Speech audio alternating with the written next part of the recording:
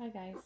We are going to continue on with Hannah's account of her inspiration of how she ended up writing Hind's Feet.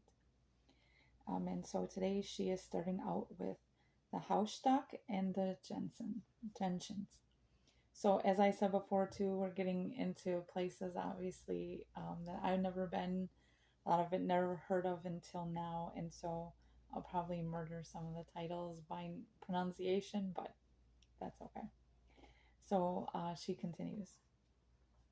I walked perhaps for 3/4 of an hour to a place where the Orstock mountain was behind me, and I seemed to be in a completely different environment. The seven peaks no longer dominated the scene. Instead, the Riet Alp lay ahead, and that's Riet. And all the other snow mountains were seen from a completely different angle. For the first time since my arrival, the clouds rose so high that for a few minutes I was even able to see the Hausstock rising at 3,160 meters high. There it was, straight before me, the second highest mountain of the whole range, only cloud hidden Todi, being higher. It was also the whitest of them all. It rose up like a tremendous pyramid, and its triangular summit seemed to be walled off by a gigantic, perfectly smooth wall of rock on which the snow could not rest. It stretched across the whole peak. It filled me with a new thrill as it spoke forth a new lesson, reminding me of the great and astonishing differences there are in the lives and circumstances of people everywhere around the world. For example, the Orstock, which dominates the scene from Brown Vault, is far and away the most picturesque mountain in sight. With its seven rocky peaks rising one above the other, it beckons to higher places all the time. It is my special mountain. I love it, for it somehow seems to picture my own adventurous and in some ways out of the ordinary kind of life. Constantly I have been challenged to new adventures and leaps to new heights of faith. Moreover, the Brumbach and the Zilbach falls leap down the mountain sides. But as the people at the table in the pension house remarked, the Orstock is the most picturesque and perhaps most spectacular of the group of mountains, but it does not rise to such heights as do many of the others. Yes, indeed, there are some lives that tower up to far sublimer heights than others do, which may appear more showy and spectacular. My beloved Orstock does not soar so very high, beautiful though it is. It came to me with great comfort and peace as I walked along the path that, privileged and unusual as my lot is, to live and work in Jerusalem at the time of Israel's return to the ancient homeland, yet I am still very small fry. The task I am called to is small compared to others, though my life is adventurous and exciting. But there are other lives and circumstances much less picturesque to look at, which tower sublimely up like the Hausstock to far greater heights of obedience, faith, and self surrender. They may appear to have very uneventful slopes and no outstanding peaks until the summit is reached, but oh, how majestically they show forth their Lord's glory when that summit is reached. After a brief, breathless scramble, I came to the Riet Alp slopes, where the cow chalets are. By then, a fine rain had started to fall. How sudden the changes of weather are out here. I find no one bold enough to forecast here whether it will be fine or not. I gathered some of the huge gentians which grow on the Riet Alp, and then sought shelter under the caves of a cowshed and hoped for the rain to stop. But soon it was clear that the clouds were descending in every direction, and there was no hope that the rain would end. I hurried down the steep track before the rain could make it dangerously slippery. Then for an hour I walked home through a steady, persistent downpour. I want to pause and say just how awesome it was for me to read this, because you can clearly see a lot of times the things that she talks about, my mind just goes to certain parts of the story. Like you can just so clearly see how this was her inspiration to write it.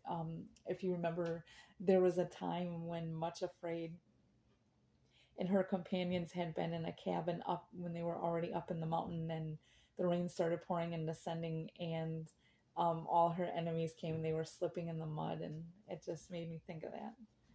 So there's so many different things. Also, I want to encourage you guys as I say these places. If I remember, I'm going to try and remember to spell them for you, because this is the area that she's in Switzerland.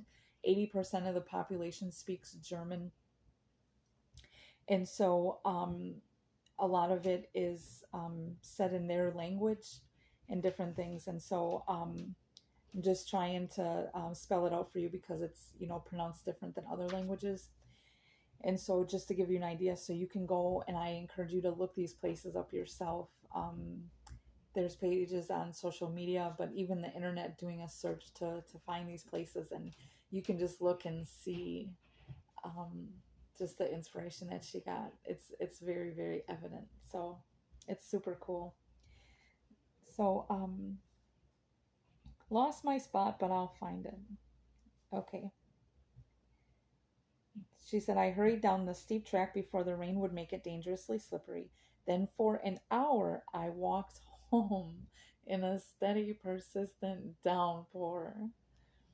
The temptation came to repine and resent the rain, and to long for the sunshine. But I remembered the message given to me by dear friends who had met me at the Zurich airport. Go through each day praising and thanking God for everything that happens. Nothing can take from me the memories and beauties and lessons of these 3 days. So I praised as I walked through the steady downpour. And soon I found that the rain and the clouds and the mist were also sounding forth messages from my Lord. How suddenly the change had come. One moment I was gazing almost breathlessly at the beauty of the Hausstock, and the clouds lifted from it for the first time.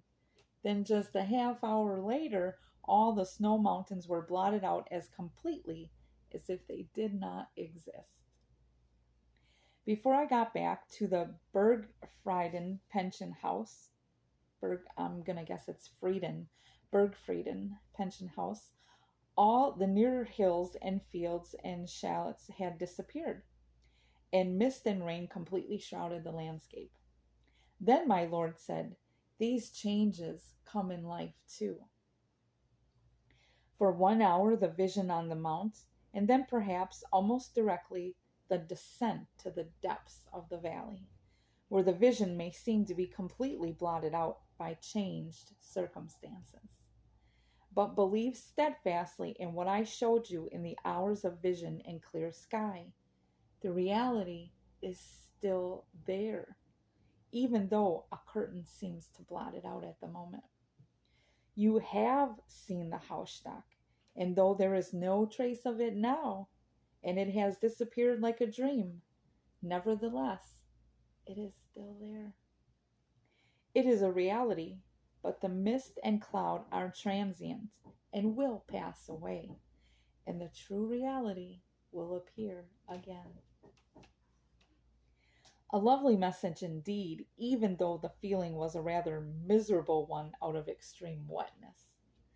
I reached the pension house sopping wet, changed into a new outfit of dry clothes, and verily the Reed Alp did seem to have disappeared as though out of existence. But there in a vase on my table were the gentians, which I had picked on its slopes. I may not be able to show anyone the Reed Alp right now, or the vision that God gave me yesterday, but the Reed Alp is certainly there. The gentians testify. And the purposes and plans which God showed me in his pattern also remain true.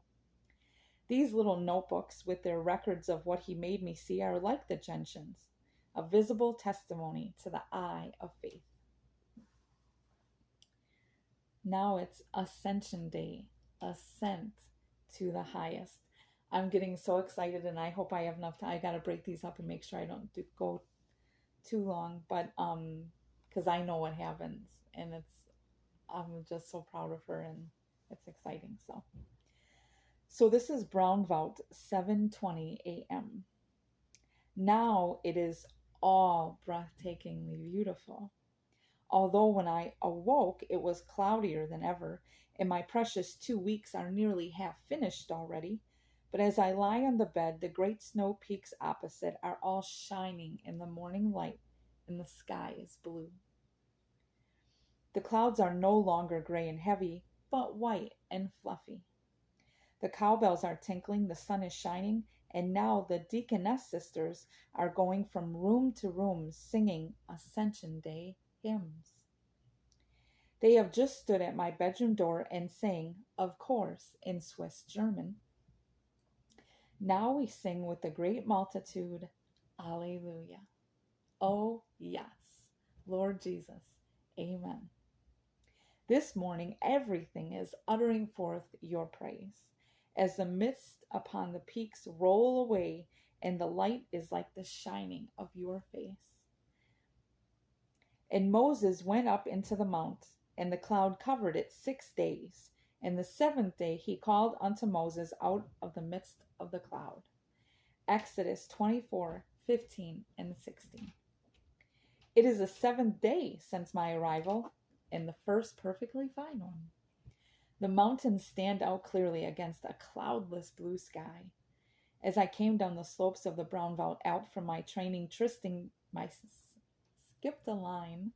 Let me start over. As I came down the slopes of the Brownvout Alp from my special trysting place with the loving Lord, the Cecilbahn chairs came swinging down the overhead cables, one after the other. And there, to my consternation, laughing excitedly over my head, were ever so many of the Bergfrieden sisters. The lady who sits at the table with me was also there.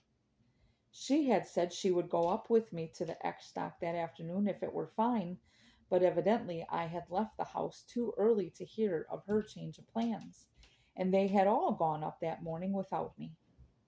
I had been left behind. So if I wanted to go up those terrifying Cecilbahn chairs which so fascinated me, I had to venture on them alone.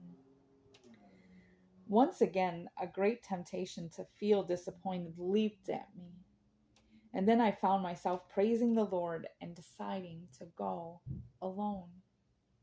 Yes, I, who am so afraid of heights and cannot persuade myself even to go up a church tower or look out of a high-story building, who has been so horrified at the first sight of the aerial chairs, was now actually longing to go and to be carried up to the heights in a dizzy-looking, dangling seat. So after lunch, I hurried off to the Cecilbahn station. I was afraid of being afraid, but a strange exultant urge was upon me. For the Cecilbahn was a picture of God's promises, and had been such an inspiration to me these last few days that I felt I had to trust myself to actually sit in it. Almost as like an outward sign of my inner surrender to God's future plans and purposes. When I got to the station, a real shock awaited me. The man said that something had gone wrong in the electric cable at the top of the mountain, and they were going to stop the ascent and descent of the chairs. But if I wanted, I could go up when the last people got down in a short time, and then wait up on the heights while the cable was being fixed. Even the news that the cable was not in order did not stop me because I was so afraid that it would rain again the next day. But when I found that no one else was going up and I would be swinging in those chairs all alone, it did make me falter. 6 Swiss women had just come along and looked at the chairs and the cable and the heights, and they said no. They were too afraid to go and advised me to not go either. I too turned and started to leave, but the man ran after me and said that the chairs had just come down. So I went back and waited. Then another woman and a girl came along and said they would make the ascent too. At 2:24 p.m., we stepped into the chairs. As there were only 3 of us going up, and the woman and the girl were together in one pair of chairs, I was put in the first pair with an empty seat next to me. I was all alone.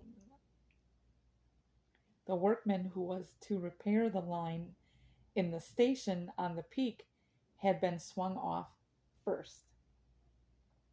Quite a wide space is left between each pair of chairs. I sat and watched him start off and waited for my turn. My heart beat rather tumultuously, but I was astonished to find how calm I felt. I had told myself that I, who was so terrified of heights and big drops, could not possibly go in the Cecil Bahn.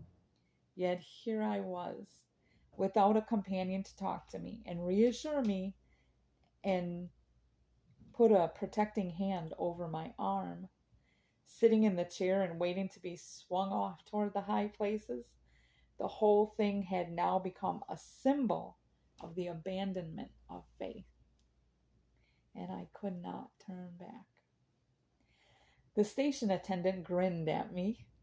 The girl in the chair behind me giggled nervously, and they all cried out, Auf Wiedersehen!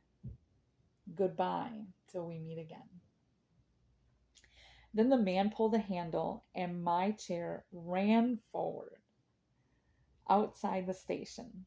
For the next 15 minutes, I was able to do nothing to stop or prevent myself from being swung high up in the air in the middle of nothing, up over a terrifying looking precipice. There was nothing I could do, even if I panicked. There I had to sit or throw myself out of the seat. The chairs simply shoot out from the station at great speed, I suppose in order to get up a good upward swing, like the airplane rushing along the ground just before takeoff. But once outside and high on the line, the running is beautifully smooth and steady. It was wonderful. The green slopes beneath were gold and blue with buttercups and gentians. Snow peaks towered all around. Going up the line, the chairs do not face the precipice but look out toward the mountains on the other side of the valley. Coming down, one faces the Ohrstock and the Eckstock and its great precipice. Up and up we went, and the height did not seem dreadful at all. Just for one moment after swinging over my usual prayer place, reaching the ravine with its huge jagged rocks, I did feel a slightly odd feeling which I knew if I gave way to it would lead to real panic.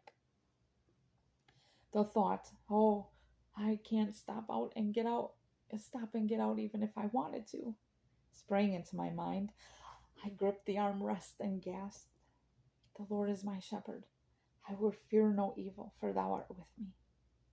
Then the feeling of panic passed immediately. And from that moment, I was swung upward almost in an ecstasy of delight as the marvelously beautiful views opened before me. The valleys and the slopes were left behind, and the mountains were all around, their peaks drawing nearer and nearer. I could see the chairs with the woman and the girl coming up some distance behind me. My back was to the precipice and my face toward the peaks. Then the precipice was actually underneath, and there were higher green flower covered slopes. Yes, still we went up, up. And then the terminus actually became visible.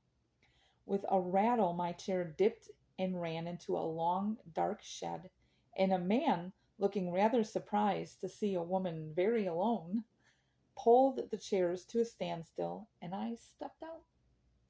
The overhead power carried me to the top. On the high places of the X-Stock.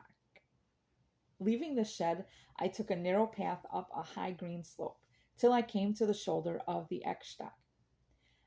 There were wide patches of snow and no trees anywhere.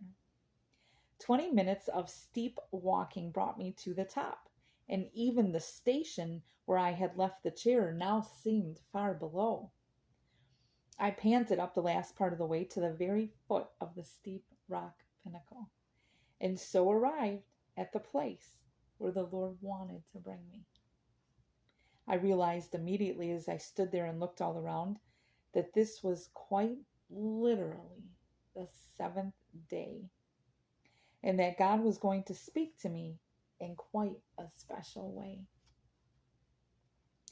That was why he had called me up there alone, and not with the group of women that had gone in the morning. Now I had 2 hours to spend alone with him on the high places. I sat down on the springy moss and turf. The cold breeze, which had been apparent while we were rising, had now died down. The sun shone brilliantly and warmly, so for 2 hours I sat there and listened to him speaking. His call to me and the message of the Sesoban also became utterly clear. I know that what he has called me to do, he will enable me to do. Faithful is he that calls you, who will also do it. 1 Thessalonians 5:24. The shoulder of the Ekshtak is like a wall and watershed dividing 2 valleys. From the green seat, I now looked out on a sister valley that was also surrounded by snow peaks.